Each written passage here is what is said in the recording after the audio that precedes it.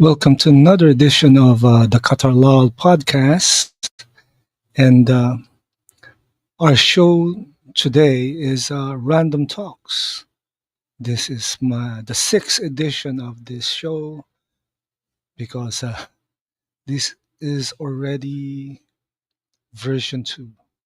So before I do my my stories and reports, we're in the road to 500 subs.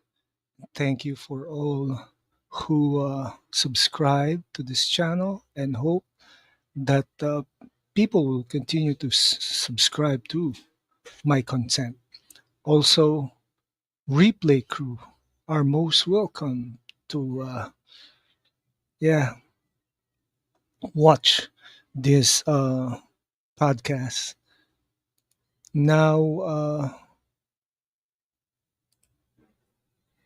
Random Talks with Katar Lhal, number 6. This is the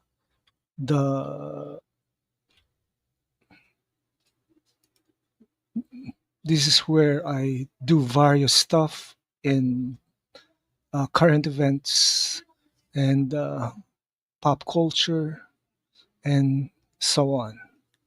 And our first, let's just check the chat. We have Dennis Medina.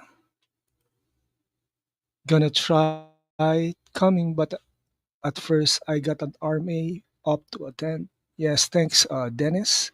Also, we have Sergeant Giratina. And yeah, you're most welcome, Sarge. Now, we have the first topic. Did our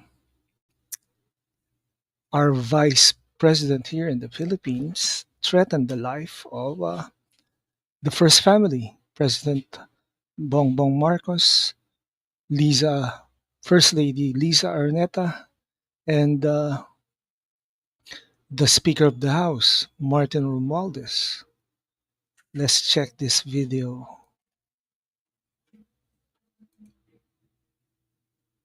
Made by Vice President Sara Duterte. Katrina Domingo has tonight's top story. May kinausap na ako na tao. Sinabi ko sa kanya, kapag pinatay ako, patayin mo si BBM, si Lisa Araneta, at si Martin Romualdez. No joke. No joke.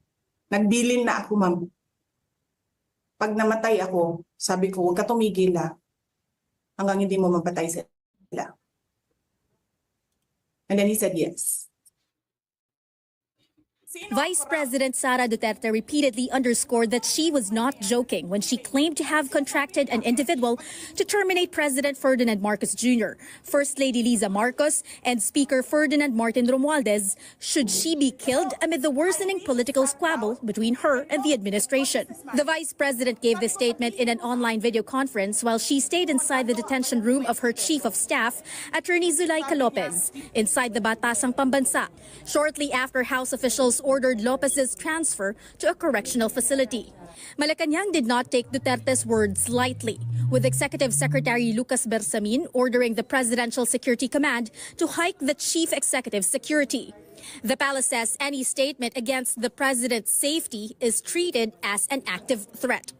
In a separate statement, the Presidential Security Command says it has heightened and strengthened security protocols for the president and the first family.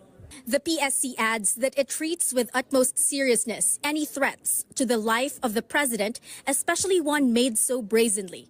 Political analyst Edmund Tayo says Duterte's threats may be a tactic to shift the public's attention away from congressional investigations into her office's alleged misuse of confidential funds. Tayo says officials, including Duterte, should answer all allegations hurled against them instead of just continuously blame shifting. My advice is to answer this allegation fairly and squarely. Ang problema dito, hindi na nga nasasagot yung issue, magbabato ka pa ng ibang issue. So, iniiba yung usapan Yun ang nangyayari. For Senate President Francis Escudero, the Vice President should review whether her recent remarks truly serve the Filipino people. He called on those close to the Vice President to advise her against making such statements that neither benefit her nor her office.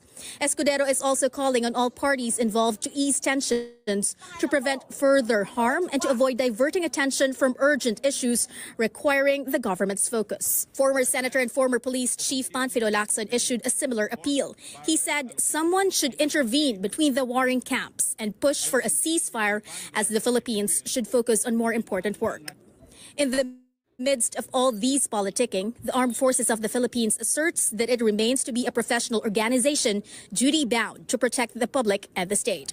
AFP Chief Romeo Bronner Jr. assures the public that the AFP will remain true to the Constitution and the chain of command. Katrina Domingo, ABS-CBN News. House Assistant Majority Leader Representative Zia Alonto Adyong calling for heightened security measures for the first couple, and the President's cousin, House Speaker Ferdinand Martin Romualdez. This comes after the statements of Vice President Duterte threatening the safety of the country's top leaders. Adyong maintains Duterte's rhetoric should not be taken lightly and called her outburst reckless and destabilizing. He also urged Duterte to retract her statements and clarify her intentions. It's not just threats against people's lives, but Vice President Sara Duterte accused the House Speaker of lining his pockets with public funds and benefiting from illegal activities. Cassandra Salonga has this story. Ninyong lahat, Martin Romualdez, Lisa Marcos, Bongbong Marcos, ginigit-git nyo yung mga tao ko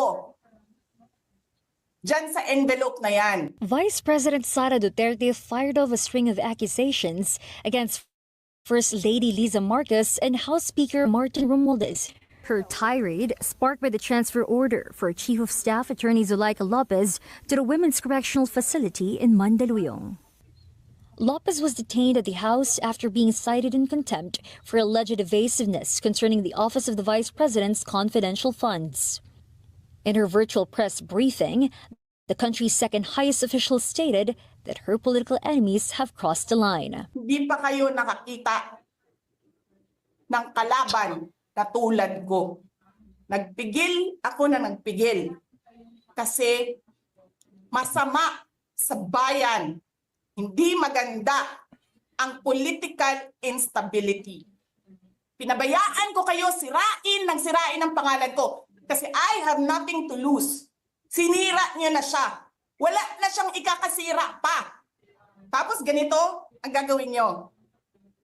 She also questioned the competence of President Marcos as a leader and accused him of being deceitful. Nagpresenta ka na magiging presidente ka. Tapos hindi ka pala marunong. Sarap-sarap ng kain ninyo, buffet, alak, lahat. Pero yung taong bayan na prinamisan ninyo ng 20 pesos na rice, yung taong bayan na hindi ninyo pinupuntahan sa mga komunidad nila, ano sabi nila? Asin lang, okay na mi, anad naman mi, ana. Ganyan ang bayan natin. The Vice President also accused the House Speaker of meddling with DepEd's funds for his personal gain. Paano nyo ginagel ang pera ng Department of Education? Martin Romualdez. Inattach nyo ang projects na hindi man lang dumaan sa paaralan, sa SDS, sa region, even sa central office. Basta na lang listahan ng mga congressman. 19 billion. Kinuha nyo ang 5 billion sa repairs, nilipat nyo para mukhang lumaki ang pera. But it didn't stop there. Duterte claims Romualdez is also benefiting from illegal activities, including pogo operations and smuggling. The Vice President, however, did not offer any proof to back her allegations. Tanggap ka sa illegal, tanggap ka sa pogo. Pinaalis niyo lahat ng kompetisyon ninyo, naiiwan ang pogo mo. Tanggap ka, pogo. May nagsasabi pa, tumatanggap ka sa smuggling, sa droga. Tapos kuha ka dito sa National Treasury. Akin ito. Babawiin ko lahat. In the press conference lasted over 2 hours, Duterte berated lawmakers to stop what she calls the persecution of her office. Nagpipigil ako eh. Kasi gusto ko lang magtrabaho. Gusto ko lang tapusin nyo na yung show ninyo dyan sa House of Representatives para makabalik na kami sa trabaho namin. Cassandra Salonga, ABS-CBN News.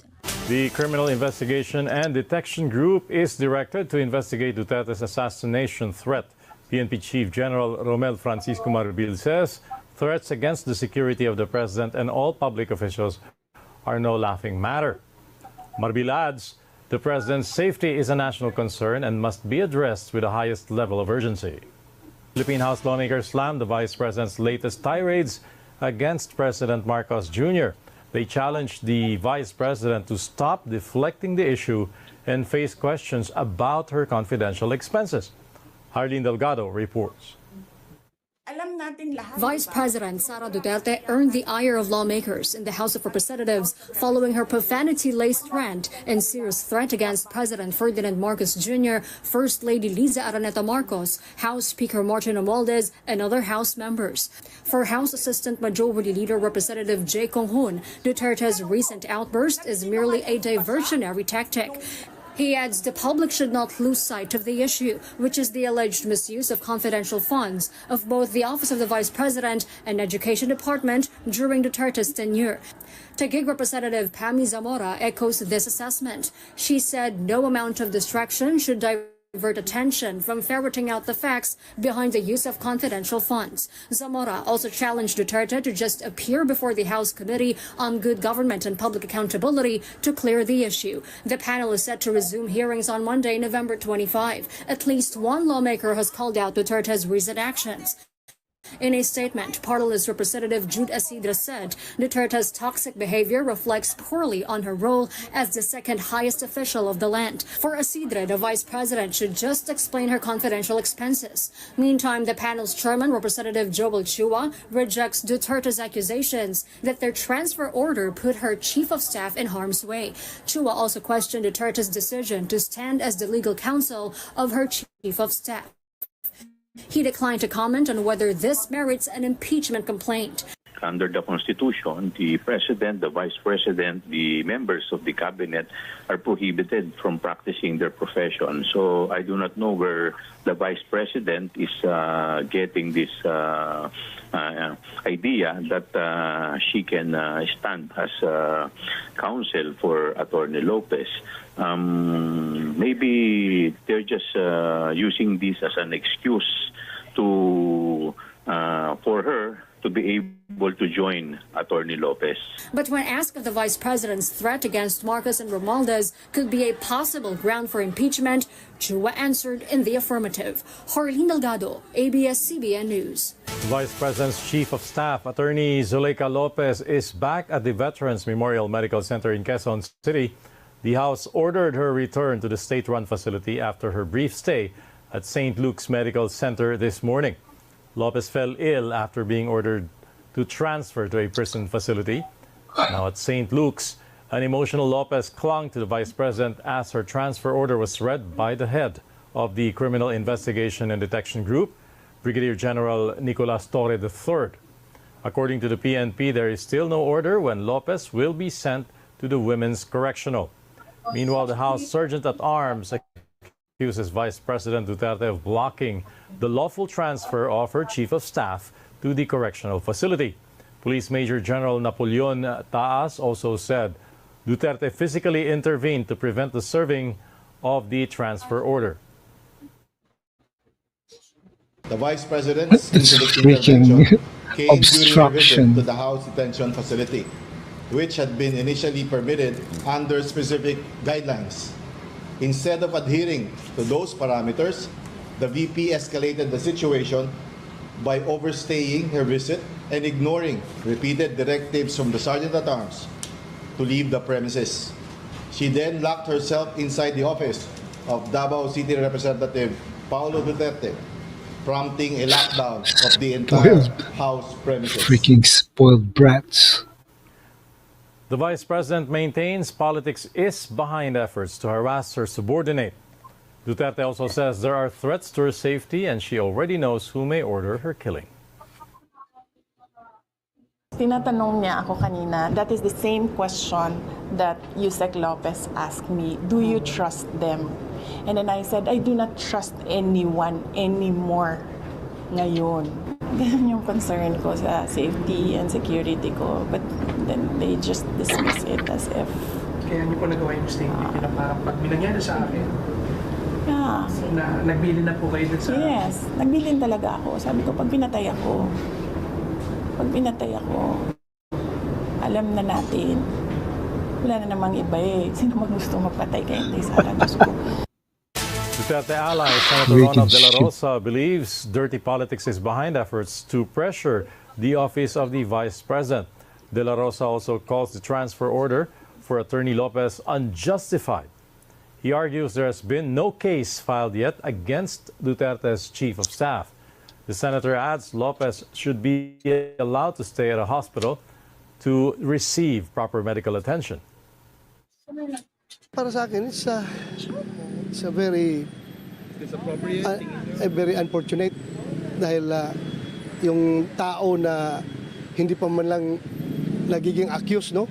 Hindi pa napailan ng kaso, kung i-treat mo parang convictado na dadalhin mo sa Women's Correctional. This coming from the guy who a place for convicted criminals. ignored due process during his time as ikulong mo isang taong the cited in contempt lang. Philippine National Police The Philippine Chief. government will seek the release of convicted drug mule Mary Jane Veloso once repatriated.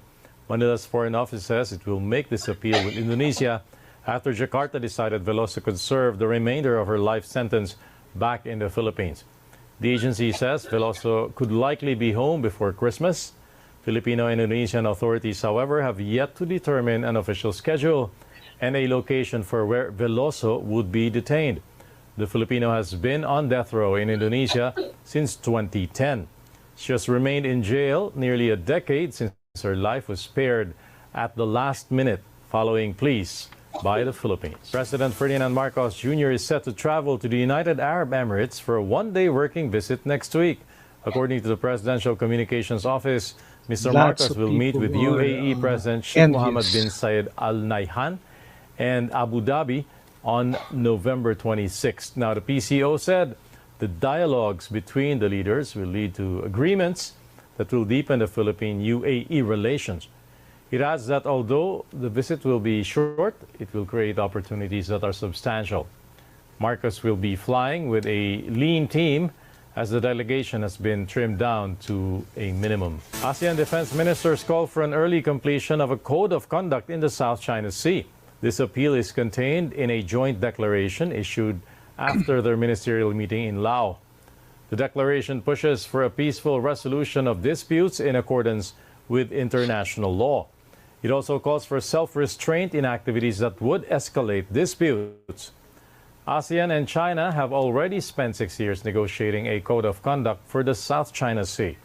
China, the Philippines, and several other ASEAN states have competing claims in the disputed waters. An oil price hike looms in the last week of November. Estimates show a liter of Hey, that was quite long. And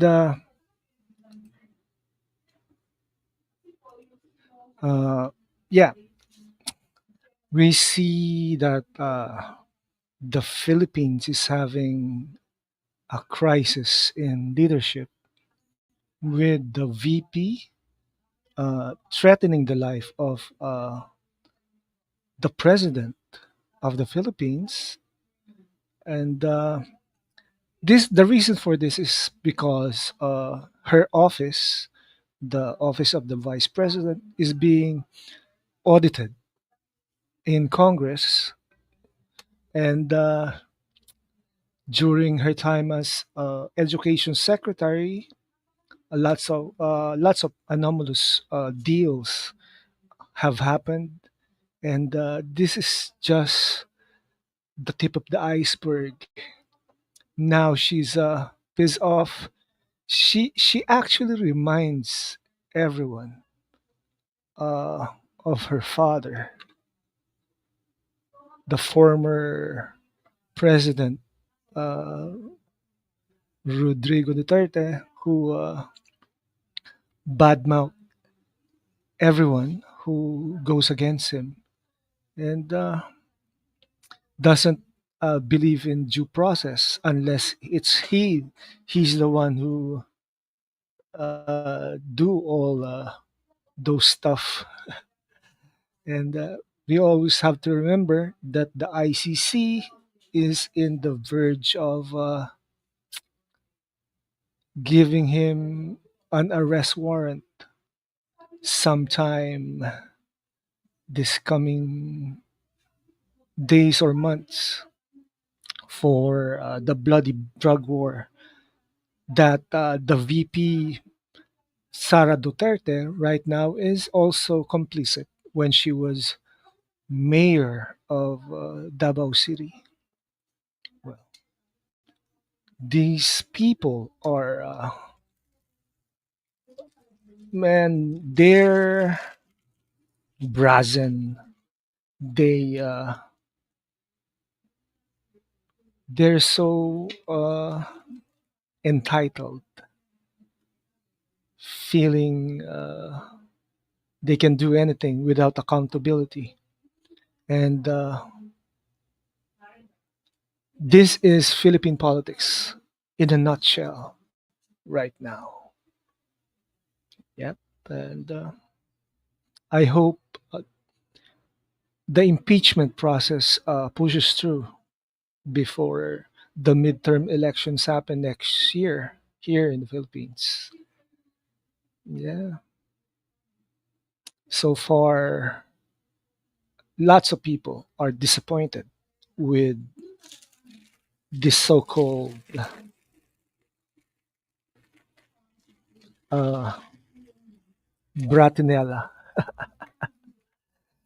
Well, live and learn, as I usually said. Live and learn. So our next topic is the International Criminal Court. The ICC has issued an arrest warrant for Israeli Prime Minister Benjamin Netanyahu for crimes against humanity. I mean,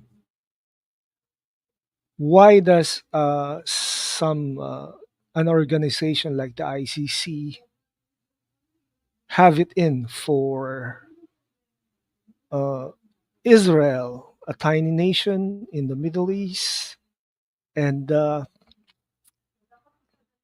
while those in charge are diehard Muslims? Well, this is the video of Netanyahu. מאיתנו ולא תמנע ממני להמשיך להגן בכל דרך על המדינה שלנו. לא ניכנע ללחצים. זהו יום שחור בתולדות העמים. בית הדין הבינלאומי בהאג, שהוקם כדי להגן על האנושות, הפך היום לאויב האנושות. בית דין מוטה זה החליט להוציא צווי מעצר נגדי ונגד שר הביטחון לשעבר יואב גלנט, בהאשמה מופרכת מן היסוד שאנחנו כביכול ביצענו פשעים נגד האנושות, בעוד שהאמת הפוכה לחלוטין. זוהי פשיטת רגל מוסרית. היא פוגעת בזכותן הטבעית של הדמוקרטיות להגן על עצמן מפני טרור רצחני.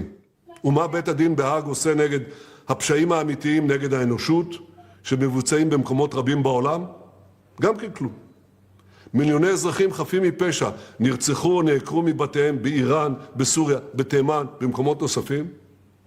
אבל במקום לפעול נגד משטרים אפלים אלה, בית הדין בחר לטפול האשמות שווא דווקא נגד מדינת ישראל. זהו צעד אנטישמי שיש לו מטרה אחת, להרתיע אותנו ממימוש זכותנו הטבעית להגן על עצמנו מול אויבים הקמים עלינו להשמידנו.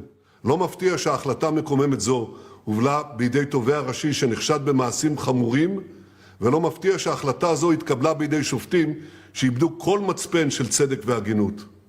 מעשיו של התובע והחלטת השופטים מרוקנים מתוכן את המושג צדק, והם הופכים את בית הדין הבינלאומי לכלי ניגוח פוליטי שאיבד את הלגיטימיות שלו כמוסד משפטי בינלאומי. ישראל לא מכירה, ישראל גם לא תכיר בהחלטה המעוותת זו.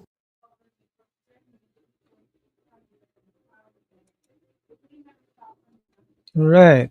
That was from the Inquirer.net website, and it shows how angry Benjamin Netanyahu is.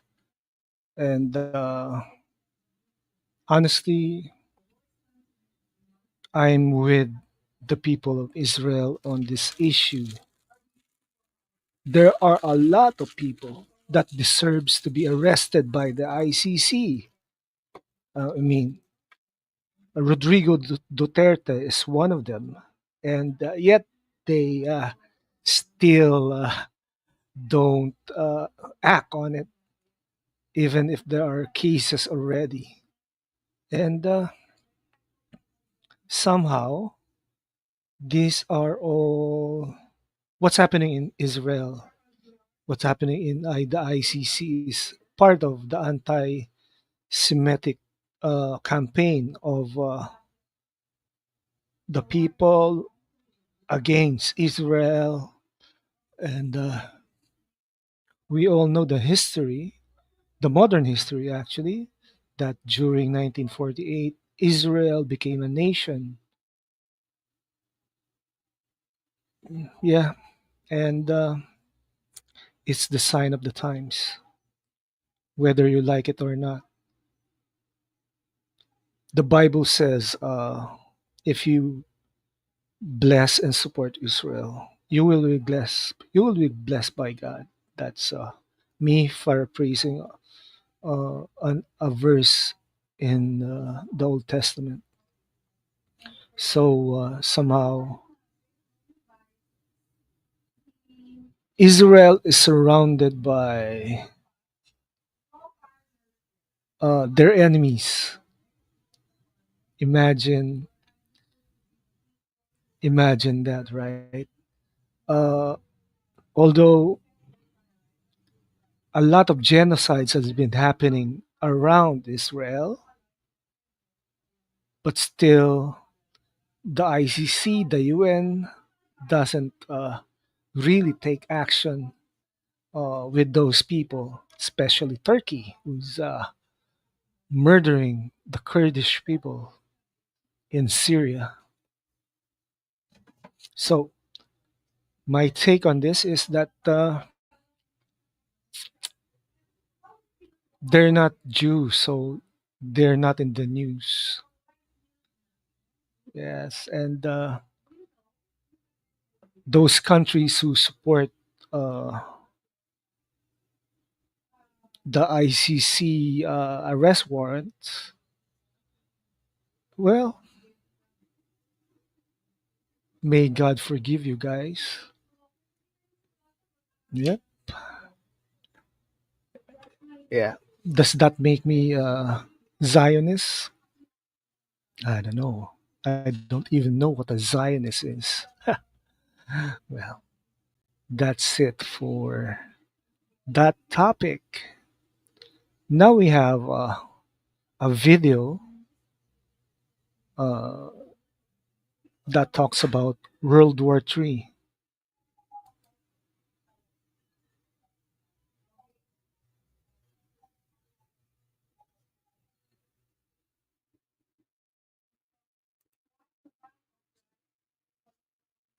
First the last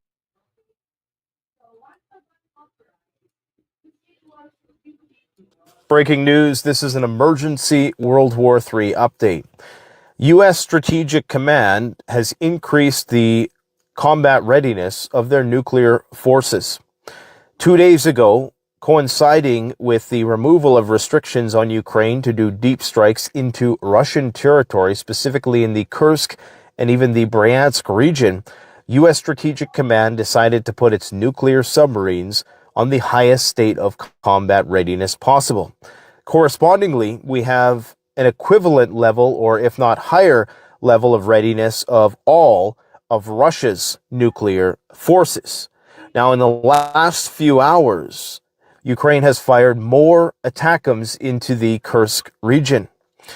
In addition to that, the French have now officially removed all restrictions on Ukraine to utilize their Scalp platform to do deep strikes into Russian territory, and allegedly there are no red lines, meaning that they can use these even outside the boundaries of the Kursk region.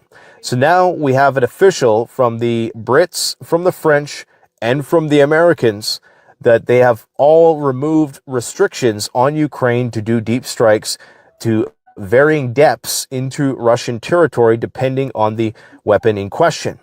We also have word that, and this is from Reuters, that the United States is in the final stage of getting ready to send long-range JASSMs missiles to Ukraine. These are nuclear-capable missiles. However, it's very unlikely that Ukraine has the delivery platform capable of firing the nuclear variant. However, Ukraine does have F-16s, which is a nuclear-capable platform, but the JASSMs missiles, depending on the variant, is a very large, heavy missile that apparently can only be carried by a larger platform. So maybe they're going to be modifying their Soviet-era stuff to carry it. I'm not sure. Nonetheless, this will be a massive escalation when Ukraine gets in their possession the standoff air-to-surface missiles, which the deal is supposed to be finalized by the end of November. This tells you that they're going all the way. I warned people that this was going to happen time and time again, especially after Trump got elected. I was incredibly cautious, and I advised people, do not underestimate the power of the interagency decision-making process. Because clearly, if Trump wanted to make good on his foreign policy position, that World War III is imminent and only he can stop it, clearly he would have been vocal throughout this week. There are plenty of things that he could have been vocal and spoke out against, but he has not up until this point. Now, while all this is happening, Mark Rutte, the head of NATO, went to go and visit with Trump at Mar-a-Lago. Almost immediately after that visit concluded, this is when the French decided to make that decision to allow Ukraine to do these deep strikes into that territory. Now, while some people might be pointing out the obvious, that Ukraine has limited amounts of these weapon systems, it's the intent behind the delivery of these platforms. The intent is to put more and more pressure and to continue to provoke the Russians, hoping that the Russians retaliate, and then that can be used as a justification for NATO to enter into the conflict. I have a little bit of information that I'd like to go over in greater depth today, and then we're going to wrap it up because it is the weekend, and I'd like to hang out with my children, especially during these very precarious times. We have to talk about this decision by U.S. Strategic Command.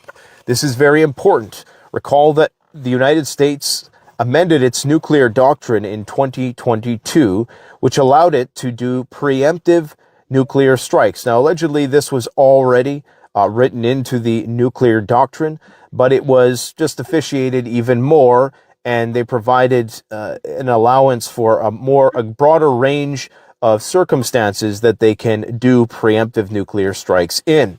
Of course, I told you about Rear Admiral Buchanan's comments the other day that the United States was getting ready to fight a limited nuclear war.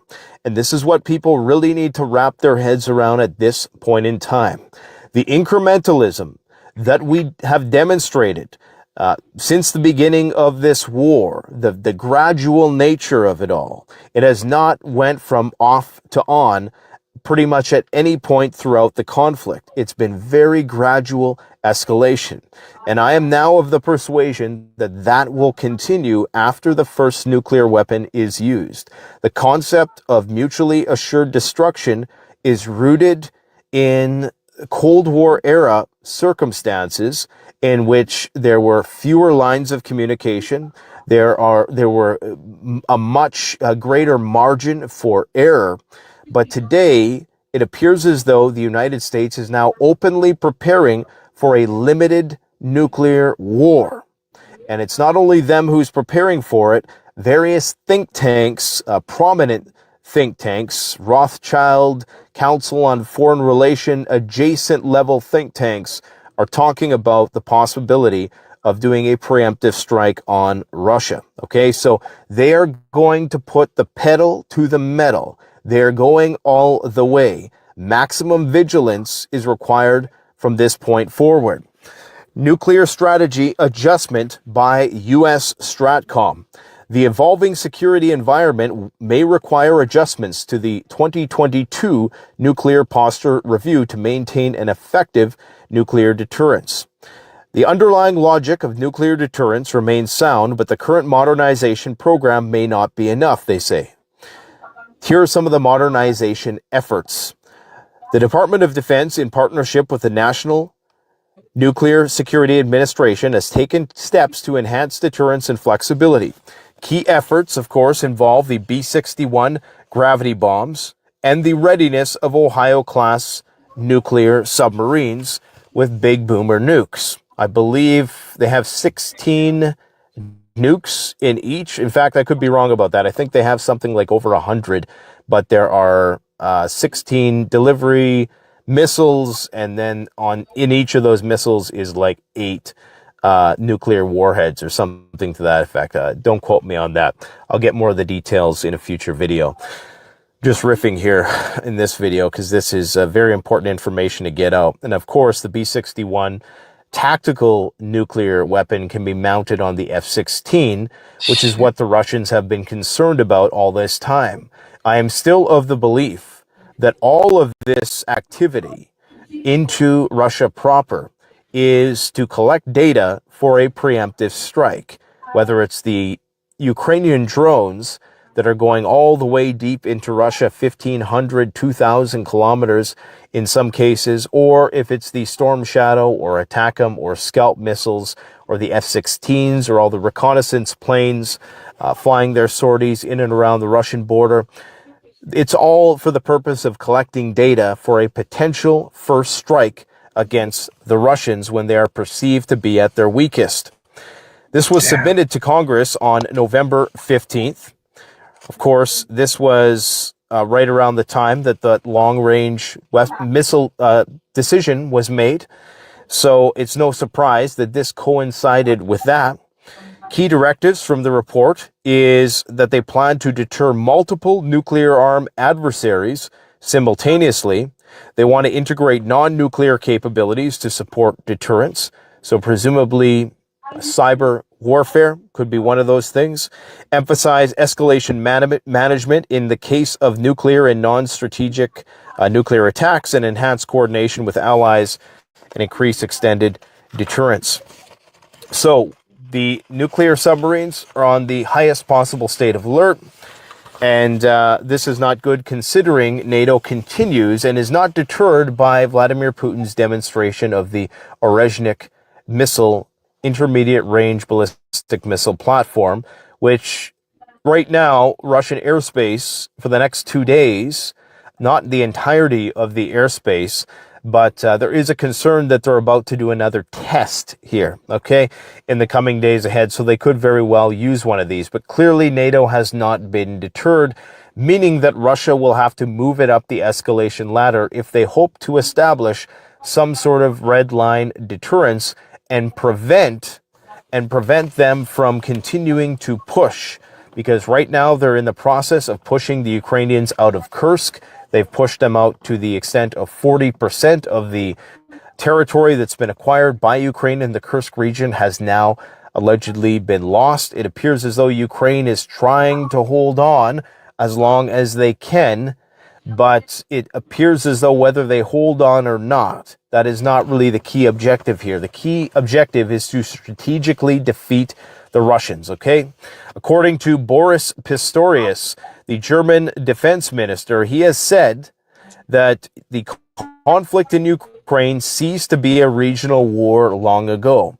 Recall, Germany recently published a 1,000-page military preparations guide that is outlining how they're mobilizing for war in the near future.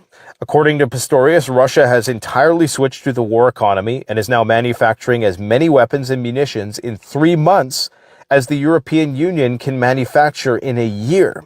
Our defense is a fragile thing, he said, and he called on Germany to invest more in its military capabilities. The research and development of Russian weapons are not being particularly publicized, and this is according to Kremlin spokesperson Dmitry Peskov.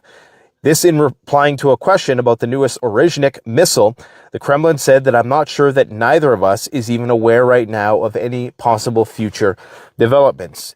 There is a debate raging with respect to how new this missile was, how novel it is, how efficient it's going to be for Putin to use it with non-conventional munitions, because of course a missile platform of this sort and this size is very expensive, and it could potentially eat in to your strategic force program, especially if you're cannibalizing parts, if you're cannibalizing the delivery system itself, the first stage of the rocket and the second stage possibly. It appears to be that the specialty of these items is in the third stage, the delivery canisters and the multiple independent reentry vehicle technology is what's so special about this particular platform. As previously indicated, Kursk is currently under attack once again by ATACMS missiles. And according to the Institute for the Study of War, which I know is a Victoria Nuland-sponsored think tank, so take it with a grain of salt, in the coming days, Russia may again launch a new Orezhnik ballistic missile over Ukraine. Okay?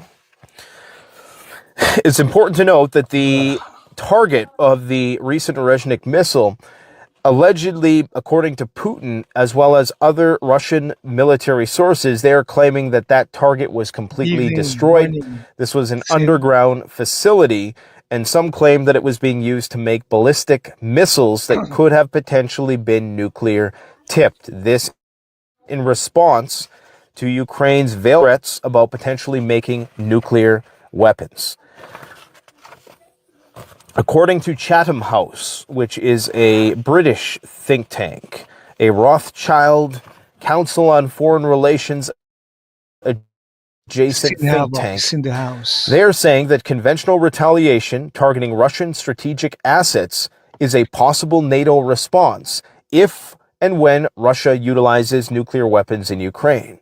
I've suspected that the most likely scenario for Russia to do this is to do it in a very similar way that they just took out the warehouse that was under I can't remember the name of it was like Yarosh or something like that. The Soviet era bunker complex that was building the ballistic missiles. If this were to happen again and they used a nuclear weapon, which I think would be the most likely and most practical use of a nuclear weapon, NATO's possibilities for responses are the following. A conventional retaliation targeting Russian strategic assets, meaning that NATO, that would be presumably F-35s from NATO, would be flying sorties in an attempt to take out, or Tomahawk missiles possibly, using that to take out some of Russia's strategic assets, which would immediately thrust us into a nuclear exchange with the Russians. A limited nuclear response under NATO auspices, though highly escalatory, of course. So there is a prospect, and this is what a lot of people don't get. The Annie-Jacobson crowd, which is just being reintroduced to nuclear weapons, a lot of Annie Jacobson's philosophy that she's getting about nuclear warfare is derived from the Cold War, when there were 50 to 70,000 nukes. They were very accurate. There weren't as many lines of communication. We weren't as globalized. So there's a lot of stopgaps now and potential ways to mitigate a crisis like that never existed during the Cold War, which likely means that just when a nuke goes off is not going to immediately run up the escalation ladder to mutually assured destruction. It doesn't necessarily have to be that way. It very well could, but there are other channels now that were not available during the Cold War that can de-escalate this thing sooner. Have we seen this incrementalism and this gradual escalation throughout the entirety of the conflict? I think we should expect it to continue to a certain extent thereafter. Continued emphasis on restraint to avoid justifying Russian narratives of NATO aggression. Well, we know they're not going to do that. As I previously indicated, the French Foreign Ministry has announced that Ukraine has been given the green light to utilize Scalp, e.g. long-range air-launch cruise missiles, to do deep strikes against targets inside Russia. So that will most certainly be escalatory. Putin has signed a new law allowing those to volunteer to fight in Ukraine to write off their unpaid debts amounting to about $100,000 in potential debt write-offs. If you go to the front line and are lucky enough to survive, might not be a bad idea. Now, they've been postponing doing any sort of forced general mobilization because Putin is trying to maintain popularity with his population, and as their economy eventually starts to buckle under the weight of the sanctions, which it ultimately will. Is it going to be existential for Russia? No. But it is going to cause economic hardship, which very well could cause people to want to revolt. That will keep them at bay so long as he can do plays like this, which either use guys from the jails or are trying to do it on a volunteer basis. Fortunately, right now for them, there's a lot of people who are still volunteering on a monthly basis. The U.S. is close to an agreement to supply Ukraine with JASOM's long-range missiles, according to Reuters, but Kiev will have to wait several months for the U.S. to resolve technical issues before any delivery. So I presume this might have something to do with the delivery platform. According to these sources, it's expected that the inclusion of JASOMs in the arms package for Ukraine will be announced this fall. So technically, unless you're here in the coldest part of the country, fall doesn't end until December 21st. So there's still a ways to go before this is potentially finalized. That is, by the end of November, they claim. However, the final decision has not yet been made. Officials have said that sending JASOM's missiles to Ukraine could significantly change the strategic landscape of the conflict. Meanwhile, military analysts suggest that the use of JASOM's missiles, which are stealthy and can strike farther than most missiles in Ukraine, could push Russian concentrations and supply depots hundreds of miles away. This, of course, would signify that they are in fact going to allow Ukraine to use these deep behind enemy lines and complicate Russia's ability to conduct offensive operations and potentially provide Ukraine with a strategic advantage. Okay? As I indicated yesterday, or the day before that, I think, observing Putin's body language in his most recent meeting, he appeared to be trying to exhibit a very calm facade.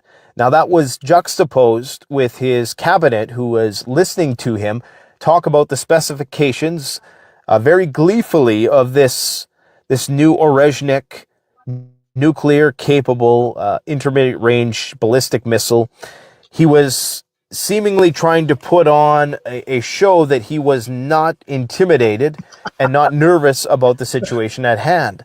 But the juxtaposition of his demeanor and his cabinet's was rather striking because they appeared very visibly nervous, okay? And this really does seem like one last-ditch attempt by Vladimir Putin to say, at the end of the day, when he finally does have to use nuclear weapons, he can now say to the global south, the rest of the world, who is doing business with Russia and hasn't sanctioned Russia, that we tried everything we possibly could, but this is all they know. And if that's not reflected in the Gaza or Lebanon crisis, I don't know what is. NATO, unfortunately, has no reverse gear. They've been planning for this thing to go bad for a long, long time. They are just hoping that Russia doesn't push the big button, but maybe a little button here or there wouldn't necessarily hurt building more public popularity for this particular The cause. Cold War Now, suddenly there are two doctrines, two schools of thought in is Russia. One getting is the warmer. Karaganov strategy, that you should essentially demonstrate through shock and awe the power of your capabilities for everybody to see as soon as possible, as soon as a threat arises, okay? And then there's school of thought, which is the Putin school of thought, which is just take it slow and don't use nuclear weapons for as long as you possibly can, because hopefully they're going to eventually come to their senses. We know they likely won't. The odds of this thing getting out of control at this point in time are north of 80%. 80%. Instead, they'll likely target one of the numerous Soviet-era underground complexes in Ukraine, as I've indicated, which they have intimate knowledge of, as they were the ones who originally constructed these. So instead of hitting NATO directly, which is what a lot of people are predicting Vladimir Putin is going to do, I can't see why he would do that, because that, of course, would rally Europe against him. And I think if he can keep it contained to Ukraine while sending NATO a message, that would be the only real solution at this point in time to de-escalate the situation. There really is no way to de-escalate the situation entirely because one side has to win. But we are starting to see a little bit of a love triangle between the interests of Europe, Russia, and the United States. And of course, China and Iran have a degree of influence in that respect as well. But as I indicated, a subterranean nuclear detonation would not be such of an eyesore for the international community. And there'd almost be plausible deniability within the conspiracy circles. People would believe it didn't happen if they couldn't see a mushroom cloud. So I think that is the most likely scenario that Putin is being forced into at this point in time. I don't see how this situation ends at this point without the use of nuclear weapons, because neither side seem to be demonstrating any willingness to remove preconditions and back down. Stay prepped, stay ready. Thanks for watching. Enjoy the rest of the weekend. Sorry to give you the bad news, but I guess you don't come here for good news. This is a prepping channel after all. Thanks for watching, guys. Take care. So, yeah, that was intense. And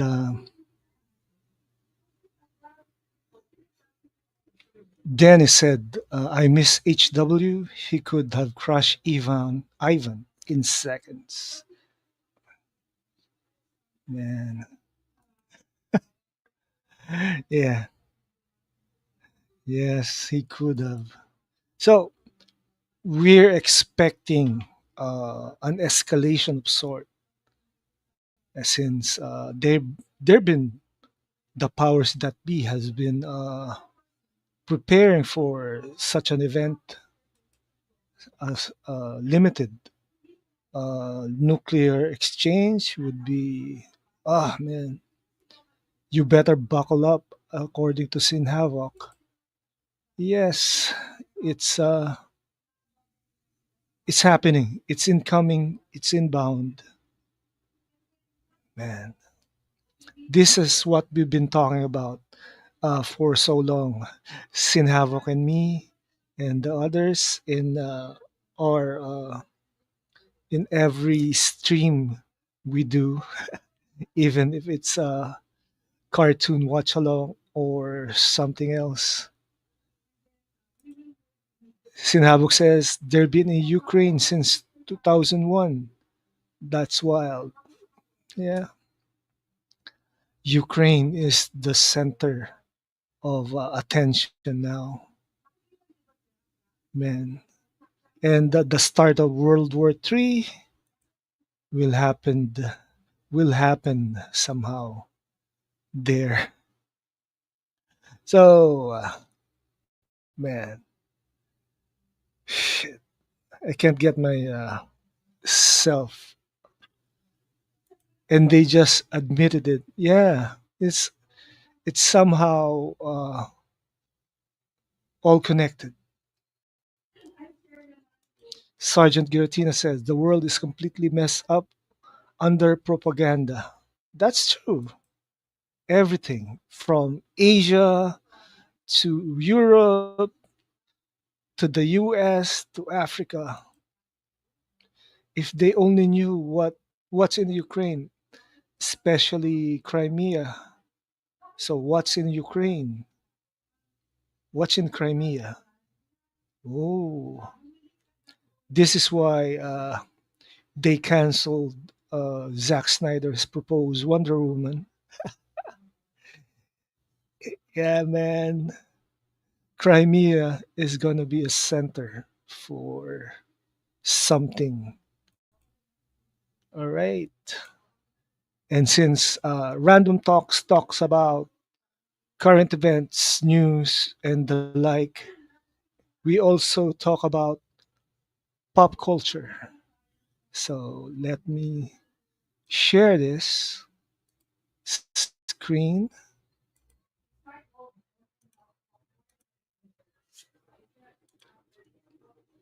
This news has been around since March.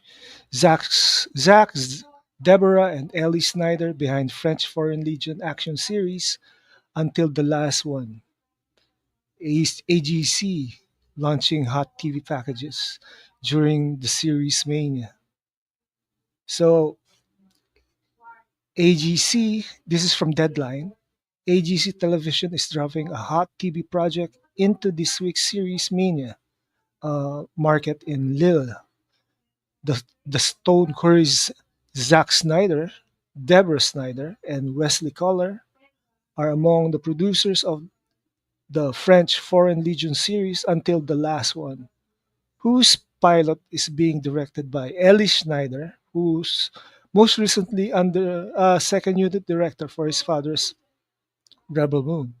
The series will follow a British deserter from the infamous French Foreign Legion who is found 20 years after fleeing the harsh reality of his mercenary service and forced back with the new recruits in the thick of danger. The series will chart the violence and the politics of the global hotspots where the Legion were sent to fight and the emotional stories and scars carried by its recruits.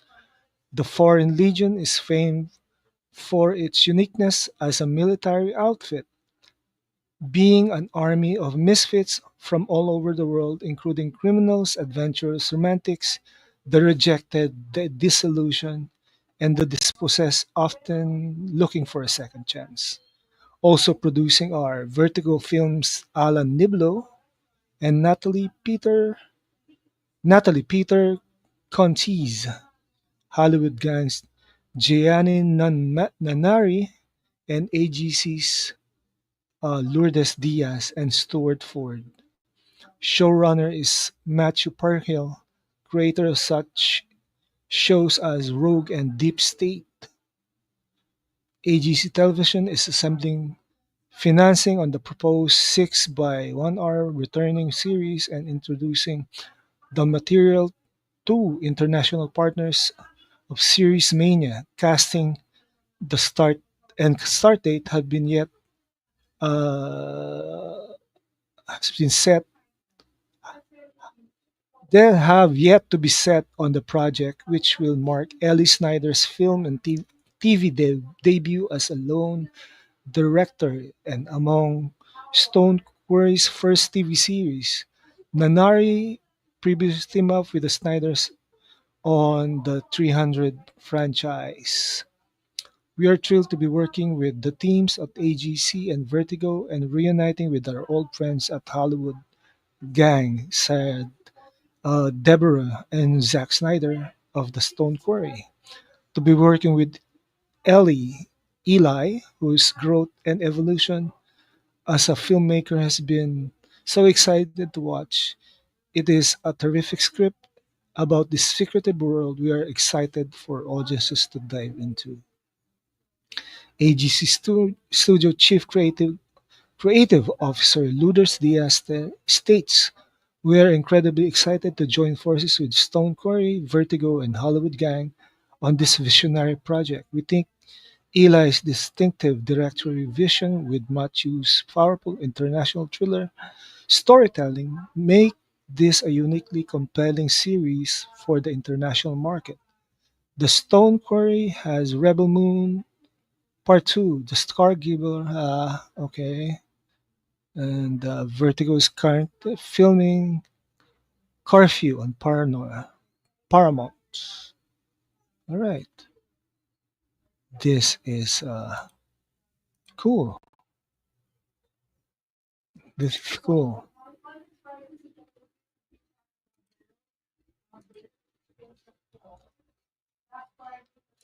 Lighter topics. Yeah, that's a lighter topic. And it's Zack Snyder, right?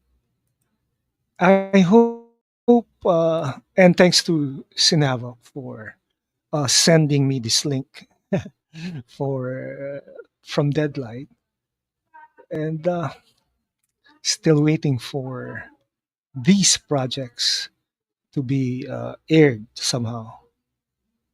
Yeah, and it's been quite a while, and now we have another pop culture. Uh, yeah, sell, sell, sell. So we have Zod Writer's video from One Punch Dan with Yolanda, Dr. Zod Yolanda.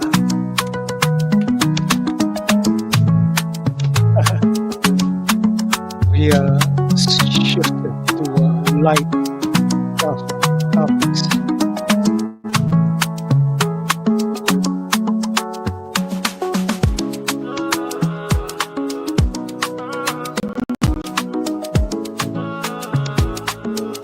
This one of the theme songs, One Punch Dan, coming to you July 11, 2025. Yolanda, you are a beautiful angel. Exploring and worshiping your body is beyond special. I want you, I need you, I crave you so much. The softness of your skin, the intoxication of your touch. You taste so good, I can't get enough. Yolanda, you are everything, a goddess of love. Our passion is the key, there is so much we can be as I devour every inch of you. Nobody else compares to you. Feeling this genuine and unquestionably true. Oh, oh. Honestly, reconnecting with you gave me the best night of my life. You helped me through a very rough time. My being an angel, so beautiful and kind. I'll do anything to be with you again. Whoa.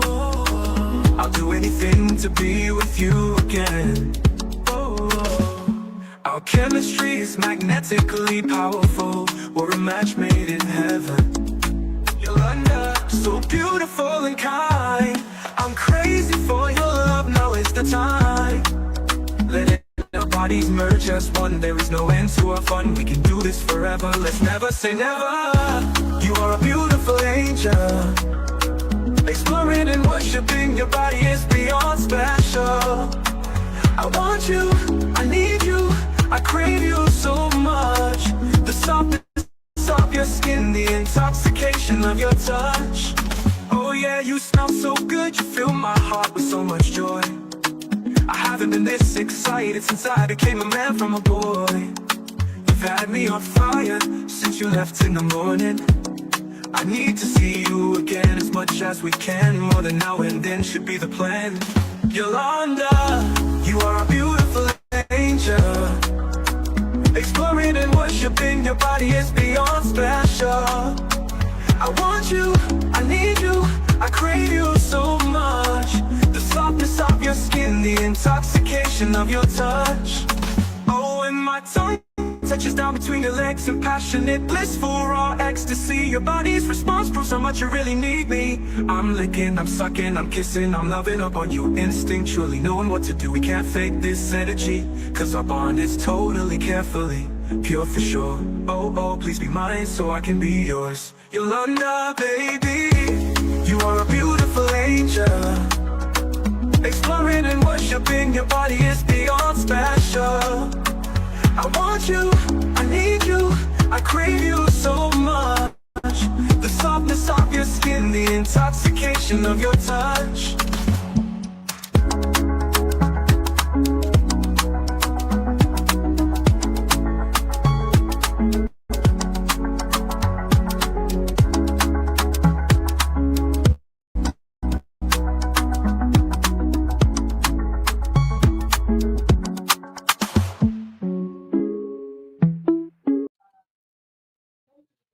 And yes, like, subscribe, and share this video. And yes, thank you for the people who went with me in this stream. Sinhavok, Sergeant Giratina, and Dennis Medina. Yep. Sell is the key. Sell is the way. Yep. Sell is the way. And see you next Friday, Philippine time, for another podcast for Katar Lhal. And thank you. See ya.